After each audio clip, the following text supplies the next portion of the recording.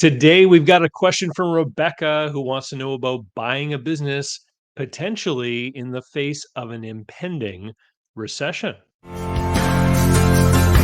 I'm David C. Barnett, and you're tuned in to Small Business and Deal Making, the podcast, YouTube channel, and blog where I talk about buying, selling, financing, and managing small and medium sized businesses while controlling risk. So, if you're looking to take control of your future through buying a business one day, or if you already own a business and you're looking to grow or exit, you've come to the right place. I talk about interesting things, I talk to interesting people, and I answer your questions every week right here. So be sure to hit like and be sure to hit subscribe, and let's get to it. Now, before we dive into Rebecca's question, I want to remind everyone that this is April. The video is being released in April 2023.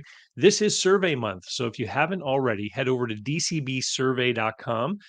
Just a few questions. Literally, it would take you 60 seconds to answer those questions, but it'll be a great service to me to help create the content that is going to be most useful and valuable to all of you that are tuned in. And thank you for those of you who have already submitted. It's very interesting stuff. I guarantee that in May, I'm going to create a video all about you, about the audience, because there's some very interesting bits of data that are coming through. And if you happen to be watching this on a television, look, we even have it made into a QR code, so you can just like hold your phone up to the screen and scan that thing, and it'll take you right to the page on your phone, and you will be able to fill it out while you watch the rest of this video. Only take a few seconds.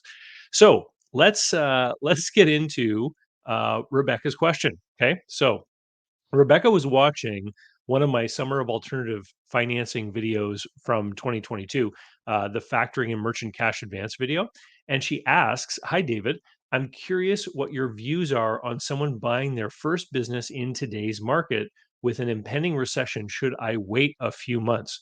Okay, so great question, and I've been getting this question quite a bit. We're now into 2023. There's news in the headlines about people being laid off at their jobs. There's questions about how the interest rates are affecting everyday people whose loans and leases and lines of credit may be resetting with higher payments because of interest rates going up, and how that money is making it so that there's less money for other things in their life, right? I mean, if you all of a sudden have to spend more on your mortgage payment, then you're not going to have as much to spend on more discretionary types of things. So I answered Rebecca's question in the video, and I'm going to briefly go through the answer that I gave, but I've got some more content that I think you might find to be really helpful. But first of all, I'm going to tell a story because I was listening to this podcast the other day where a guy was talking about real estate investing, and he was talking about buying single family homes and duplexes and townhouses.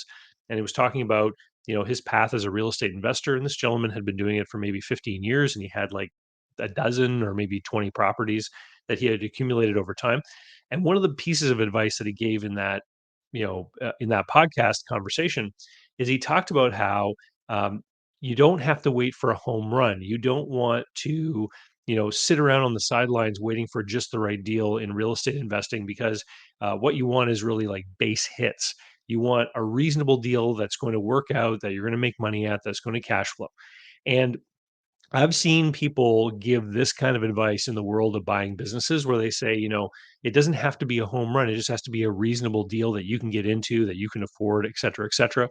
And I just want to tell you that that is bad. Don't listen to that. And here's why. In the world of real estate investing, you're buying a building, and the building's value on the market does, in a lot of cases, have to do with the value of the cash flow that it is coming through, the earnings, net operating income, the cap rate, et cetera. But if you're buying things like single family housing, it also has to do with just the market in general, because the buyer, when you decide to sell that house, could be someone who just wants to buy a home to live in, right?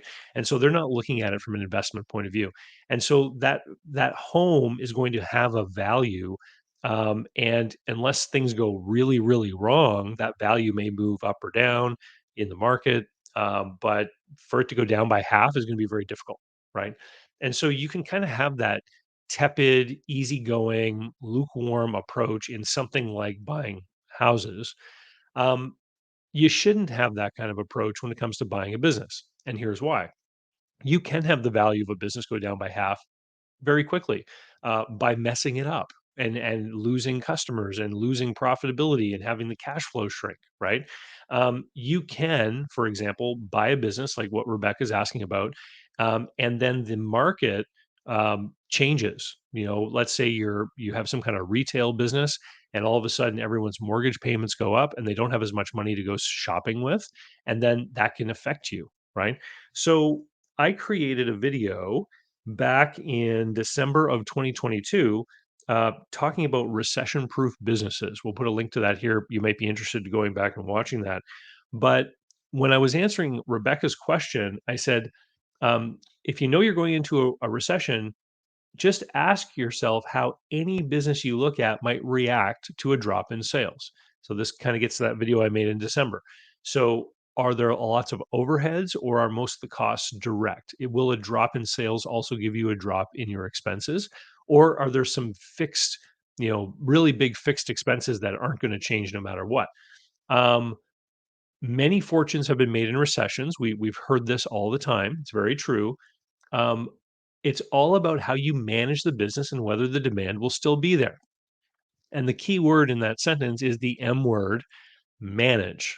So, quick aside, I had an email conversation with someone the other day, a young man who's looking at buying a business, and he's looking for a home run opportunity. And in his mind, what that means is getting a business at a very low price. Okay. And so he found a beauty salon that is for sale. And the beauty salon was owner managed by a lady who has had some health concerns, and she's no longer able to work as a hairdresser. And so now she wants to sell the business and she wants to get into something else like doing nails or something. And so he wants to buy this thing because he says it's a really good price. And the very first question I asked him was, "What on earth do you know about running a hair salon?" A woman who's run this business for years and years and years does not want to carry on running it as an absentee owner. That should tell you something about the hair salon business, right? Because, you know, if somebody could run this business and manage this business without even being there, without even being a hairdresser, wouldn't she do that? Right.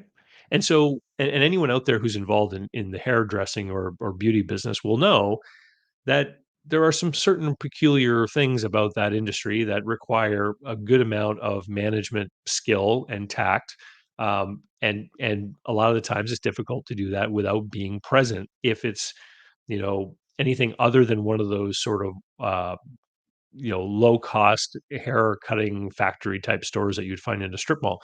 If it's any kind of delivering any kind of service of beyond that, then, you have to make sure that the people who work there are happy working there, or else they'll just leave and take all their clients with them, right?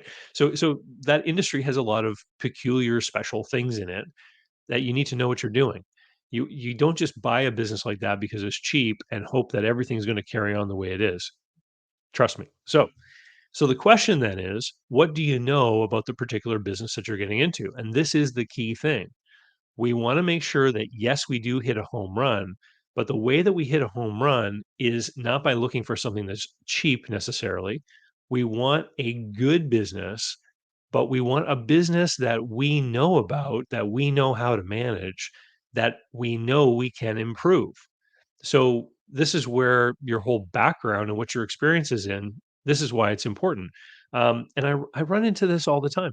People will get online, they'll watch videos and learn that a particular kind of business maybe is a great opportunity. Then they'll go out and buy that business without having any experience in that industry, not really know what they're getting into, and then be shocked that the reality of that industry does not match what they were led to believe. Back in my business broker days, I would often have people that would come in that had middle management experience in like a big organization or a government department or something like this. And they would come in and say, "Oh, I see you have a fried chicken franchise for sale," for example. And I'll ask them, "Have you ever worked in fast food?" And they'll say no. And I'll say, "Well, why don't you go get a job at McDonald's? Like they'll hire you to work on the weekends, no problem, especially if you say that you'll work Saturday night." And people were really taken aback, like, "Me work at McDonald's? No, I can't do that." But that's exactly what you should do. You should get some experience in the industry that you're thinking about buying into, so you have a realistic view of what it's going to be like to own and run one of those businesses. And so you can decide if your experience, if your knowledge in whatever your career has been in would somehow be applicable to that industry. Are you going to be able to help improve that business, right? Are you going to be able to take the business as it's running today and make it better? And this is where we're going to circle back to this whole recession question. Um, the f- the f- the way I ended my answer to Rebecca in the video is I said, think of the difference between tire shops and more discretionary types of products. So tire shop versus say a surfboard store. Okay. When people are short of cash, they may avoid discretionary spending, but they'll still need to be able to drive to work. Right. So this is where something like the tire shop has an advantage over the surfboard shop. Now, let me amend this. Now, let me append it. I'm going to add something else. There are also people who will drive on bald tires and make sure that they turn off every light in their house to save on electricity bills so they can afford a new surfboard, right? Because people do have a way of prioritizing their wants in life. People want to live, they want to enjoy life. And so the question then is if you're going to buy a surfboard shop or any kind of super discretionary kind of thing, which one is going to have the best opportunity of doing well in a recession? It's going to be the surfboard shop that dominates in some aspect of of the market, right? So it's either going to be the most famous, the most well-known, the best at doing XYZ, the best located in a given market where people surf, right?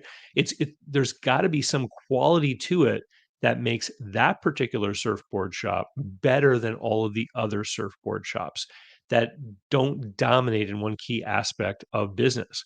And so when you're shopping for that business, you want to ask yourself, how is it going to perform in a recession? What are the costs like? If the sales go down, how will the costs be affected? Is it a need or a want? If it's a want, how do I make sure that if the demand for this product goes down, other people will suffer a greater degree of loss before I do, right? Because even in the depths of a recession, people are still going to go buy engagement rings from jewelers. There are always people that are not affected by a recession. There are always people that are going to have money to go shopping. And so, where are they going to go? Where will the discretionary spending flow when there's less of it? It's still going to flow to certain key places. Where it's not going to flow is to the people who are in what has often been described as the mushy middle. Back in November of 2020, I had a conversation with Rick Nicholson about marketing and the mushy middle, about saying, you know, oh, we're the plumber with high quality service. Well, every plumber is supposed to have high quality service, right? That doesn't mean anything. And so you want to make sure that you're buying a business that either has or how to put it into a position where it becomes the dominant player with respect to some characteristic that is going to set it apart from everyone else. So that if the spending flowing into that category, again, surfboards we'll use as an example, if the number of dollars flowing into surfboards goes down, you want to make sure that it's the other people that lose sales before you. And that would be my advice to anyone who's concerned about buying a business in the face of a recession. Think about, what business do you know about? What are you an expert at? What are you going to be able to manage really well? And then go looking for that kind of business and decide, is this a dominant business with respect to a certain key business characteristic? And that's going to vary depending on what you're getting into. But, that was my advice to Rebecca. If there's something that you think that I missed out that's important, just put it in the comments down below. I always look forward to reading the comments. You guys contribute a lot of really, really great information. There is an entire module in Business Buyer Advantage about buying a business in a recession, because back in 2019, I was feeling that 2020 was going to be bringing on a recession, and then, the whole thing happened with the lockdowns and everything. But, that recession, I think, was just moved through all the government actions that occurred, and we're seeing it now. And so that module builds upon the base content of Business Buyer Advantage, and it talks about how you would change your deal structures, if you fear that a recession is underway or about to come, so that you have more maneuvering room post-closing, with respect to staying on top of cash flow. And then, of course, I've also just added three more modules into Business Buyer Advantage, including a really powerful analysis template tool, Excel spreadsheet program. And so, if you're already a student, you just log in, you have access to all the new material. If you're not yet a student, just head over to businessbuyeradvantage.com and you can learn all about it. And with that, I'll say thank you very much, and we'll see you all later. And I'll sign off here with a closing message from our sponsor, Mark Willis. Special thanks go out to today's video sponsor, Mark Willis of Lake Growth Financial. Mark helps people better manage their personal wealth and business finances through the Bank on Yourself insurance strategy. This is something I've done personally and I've gotten lots of positive feedback from people I've worked with over the years.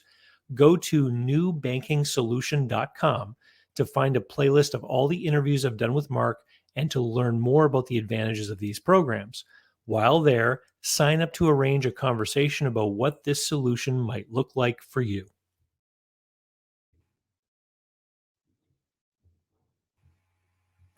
So, how can you learn more about buying, selling, financing, and managing small and medium sized businesses? Easy. Head over to my blog site at davidcbarnett.com.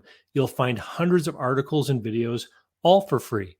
You'll find links to my books and online courses, and you can sign up for my email list and get emails covering topics that interest you and be notified of new videos.